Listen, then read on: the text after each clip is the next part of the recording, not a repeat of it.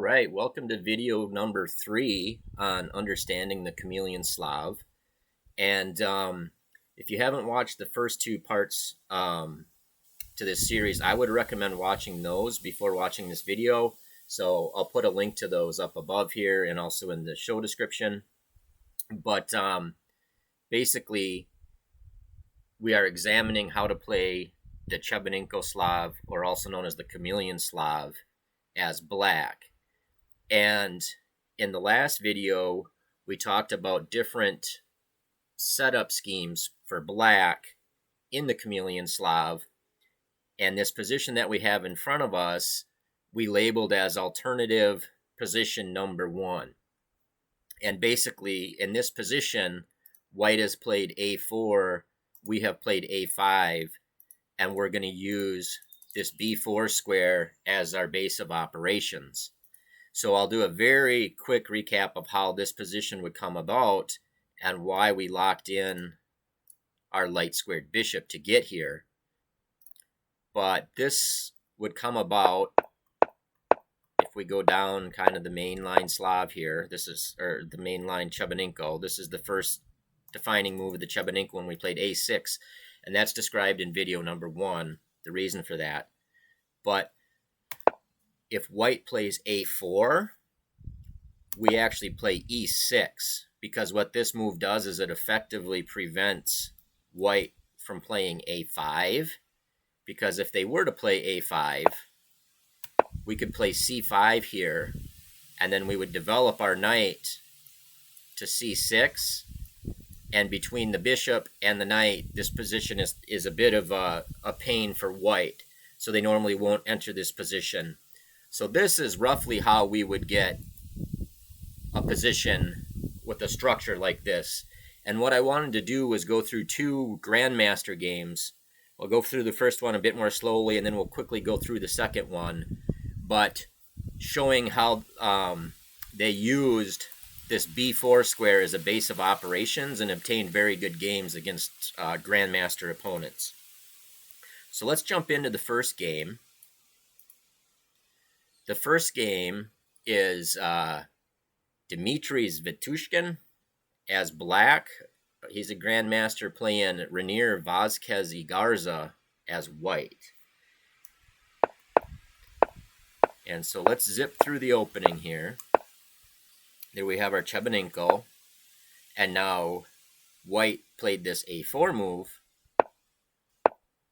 So we get in right here, we get into this structure that we showed earlier, which is what I kind of refer to as our alternative setup number 1. And my idea is we'll go through all 4 alternative setups with a couple model games, and then we'll circle back to kind of more of the main primary setup that we would get. But let's get back to our game here.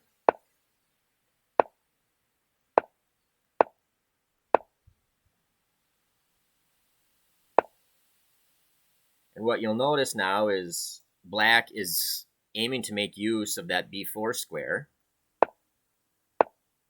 So he just jumps right in there.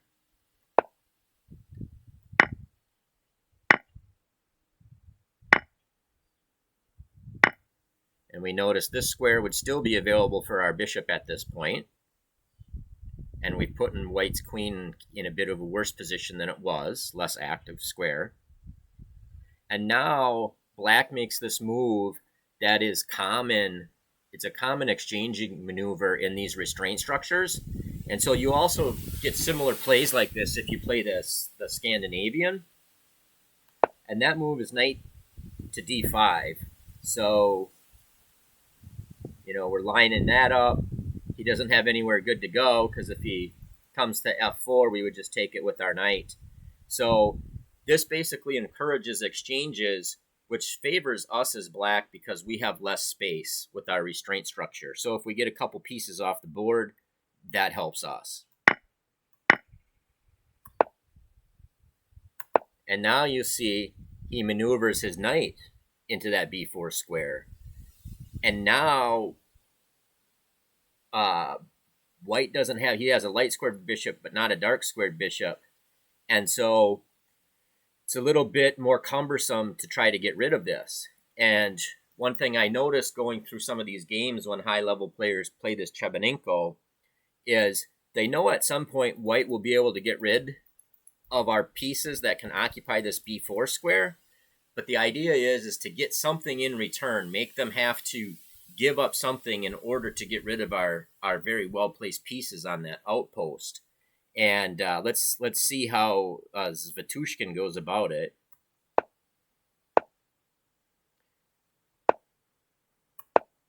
And here's another actual kind of important idea, a common theme.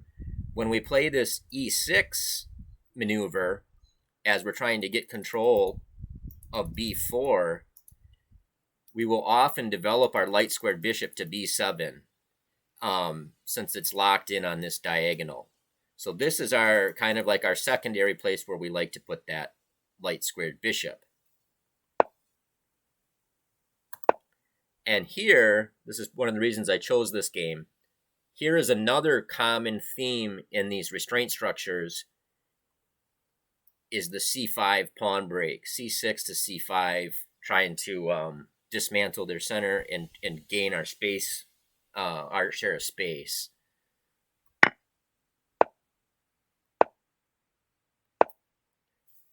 And here you notice he's not in a rush to just grab that pawn back. He x-rays the queen with his rook. And as we're going to see, what he ends up getting is control of this C file.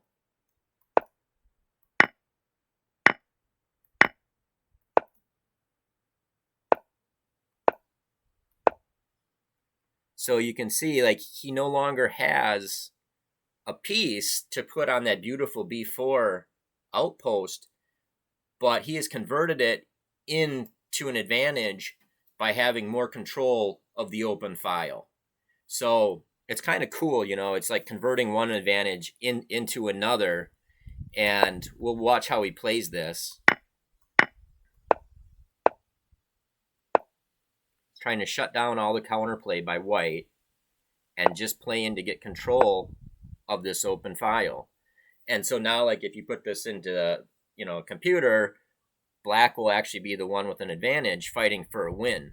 And it was all by using these, you know, combining these key ideas of using this b4 square as a base of operation, incorporating this c5 break, and then bringing the rooks to that open file after he executed the c5 break.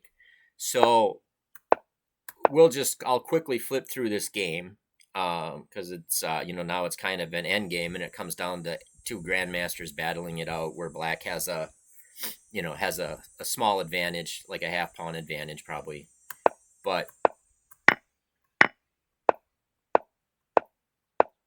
the cool thing is as an adult improver especially, one good way to, like, kind of battle against these younger kids that like to have all these tactical combinations everywhere is just get into a position like this where you have a slight advantage. And as adults, sometimes I think it's easier for us to know where to place our pieces. And that's some way we can try to get an edge over these young guns. And I'll just quickly flip through this.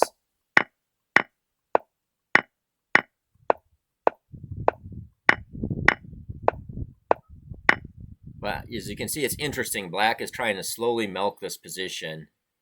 And I'll turn the engine on for a second. It looks like it's almost a pawn better for black. The game ends up being a draw in this position where black is actually 2 pawns up. And who knows what the tournament situation was, you know, with these grandmasters playing. But it goes on to be a draw. But it's a very instructive game on how to play this setup, this alternative setup where we use b4 as a base of operations. So let's look at the next model game. We'll go through this one more quickly. But this is 2600 level Grandmaster Oleksinko versus his Icelandic Grandmaster Bragi Thorfinnsson. And we'll see this opens the same way. So white plays e6 here to prevent a5, because if they play a5, we play c5, and then knight to c6, putting all kinds of pressure on a5. So this one opens the same way. Plays bishop to g5 again. Now we locked up our good square on b4. Break the pin. That's the theme. And now you can see he's getting his knight prepared to make use of b4, or at least threaten to use that square. And now we see another common exchanging maneuver in the structure. The last one we saw knight to d5. This one we see just retreating, and it's guaranteed to get at least one minor piece off the board, which helps us when we have a space advantage.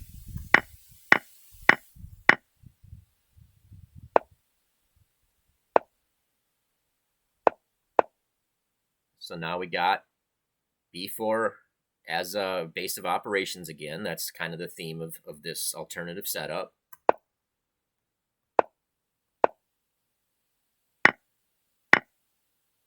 And once again, we see this c5 break. And I'll do some videos on this because I'll cover this from the main structure that we covered in video 2. We'll do some videos, certainly covering the c5 break amongst other positional ideas, strategical ideas for black in this type of pawn structure. But once again, you notice, black gets this break in.